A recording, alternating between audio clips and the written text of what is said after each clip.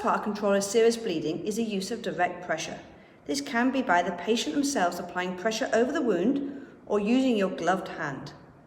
This stops some of the blood from leaving the body and also assists the clotting process. Now, when you open a pressure dressing, you will notice that it is a bandage with a pad. The bandage is much shorter on one end. The pad is applied directly over the wound and the bandage wrapped around the limb to keep the pad in place, as demonstrated here. Now, if blood comes through that bandage, you must put another bandage on top. And if blood comes through two bandages, you take them both off and start again. Make sure you reassure the patient, as they might be suffering from medical shock.